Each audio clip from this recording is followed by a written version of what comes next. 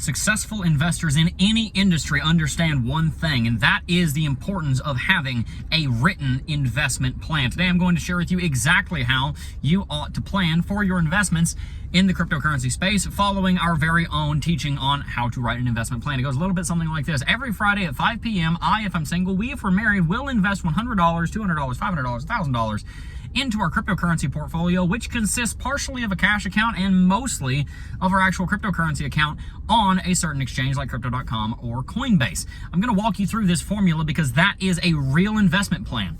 Here's how it goes. It is 4 steps. The first step is choosing your interval. Whenever you're investing in the cryptocurrency space, you've got to choose what interval you're going to invest in. Are you investing once a month? Are you investing once a year? I wouldn't recommend that. Are you investing every day? I also probably wouldn't recommend that. Are you investing once a week? Or are you investing on the 1st and 15th? Are you investing on the 2nd and 16th after you get your 1st and 15th paycheck? Are you investing every time you get a paycheck, so every other Friday? What's your investment interval? And then also choose the day and the time that you're going to invest. So if it's on a Friday, if you invest every Friday, like I do, for example, or the way that many people do, you've got to decide, am I going to invest every Friday at 5 p.m.?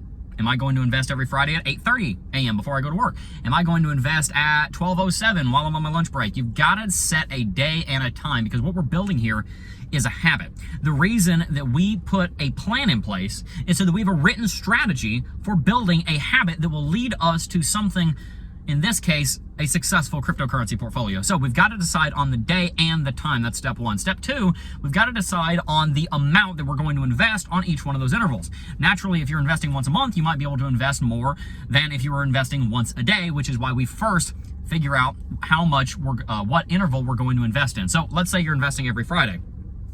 You've done your budget, which is your written plan for your money. This is your investment plan, your written plan for your investment. After you've done your budget, then you sit down with your budget and say, we can afford to invest $100 every week. We can afford to invest $400 a month into cryptocurrency. So every Friday at 5 p.m., I'm married, so I'll say we, because our finances are one. We became one when I put this ring on my finger. I'm now one with my wife, right?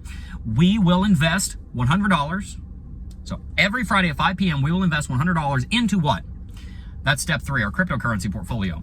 Now there's 2 parts of the cryptocurrency portfolio. Number 1, you've got your cash account. The cash account is the account that you're going to be putting between 5 and 20% of the weekly or whatever interval investment into. So every Friday at 5 p.m., we're going to invest $100 into, firstly, our cash account, between 5 and 20%.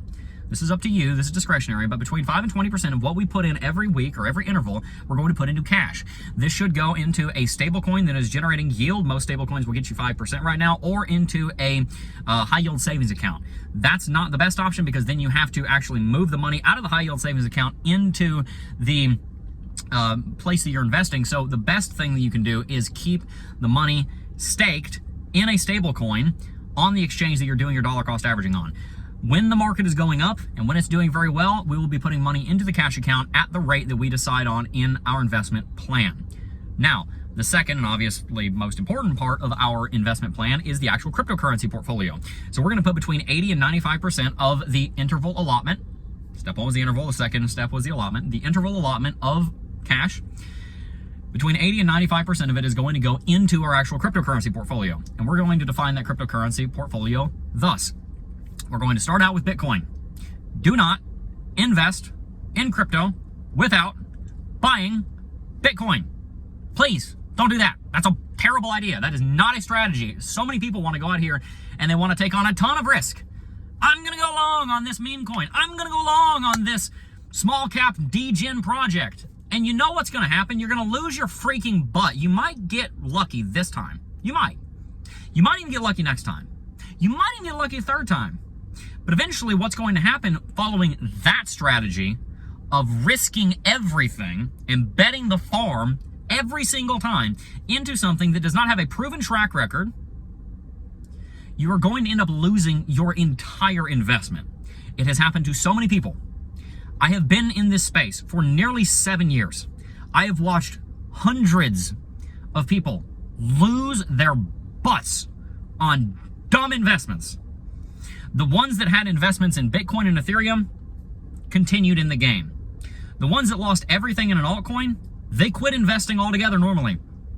And the reason for that is because they then become convinced that investment doesn't work.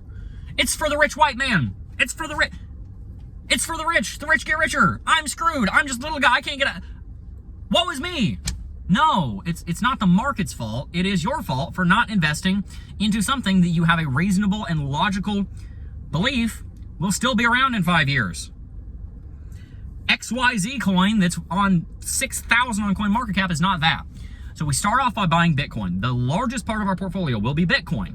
If you want to follow this plan, if you want to follow a different plan, follow a different plan. I've been doing this for a while. I've coached hundreds of people on this. I've taught millions of people how to invest in cryptocurrency. This is my plan. Invest first in Bitcoin, secondly into Ethereum. After that, you're probably going to have less than 50% of the portfolio to invest in other coins. And when you're investing in coins, I want you to pick coins that you can actually manage. This is the key.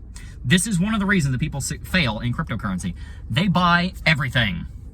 Rand Neuner, Ben Armstrong, Tom Cowan, Crypto Jeff, whoever, they say, buy this coin, buy this coin, buy this coin, buy this coin. Before you know it, I've met people that have a portfolio of over 100 coins. I sat down with a woman one time that was in my financial coaching, and I said to her, she wanted to, and you know, God bless her, I had a great time talking with her on our coaching call, but she wanted to go down the list, and she said, I'm just going to say a name, you say yes or no, and she said, Bitcoin, and I was like, yes, Cardano, yeah, I think so, but hang on, let's talk about that. She's like, and then she said another one. I said, well, hang on a second. This is, how many, I have a question for you. She said, okay. I said, how many of these coins do you understand? And she said, oh, you had to ask that, didn't I? And I said, yeah, I did. I'm your financial coach. That's my job. It was a great call. You know, it was awesome. But she understood maybe 10 of them. So much of her money was in a bunch of other coins. God bless her. She went on and did great. I mean, this is a multi-billionaire. Built a multi-billion-dollar company. But I told her, how many of these do you understand? She said, honestly, not many of them. I said, if you don't understand the coin, sell it, learn about it, or write it off as a gamble, which is not investment. So that's not part of the investment plan.